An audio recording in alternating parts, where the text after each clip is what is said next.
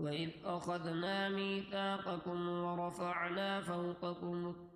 خذوا ما آتيناكم بقوة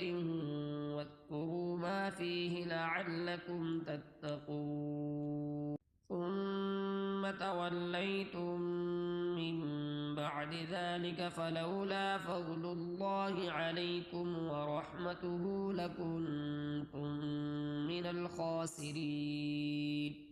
ولقد علمتم الذين اعتدوا منكم في السبت فقلنا لهم كونوا قردة خاسئين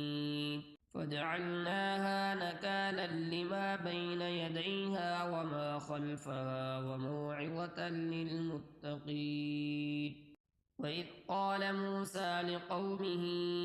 إن الله يأمركم أن تذبحوا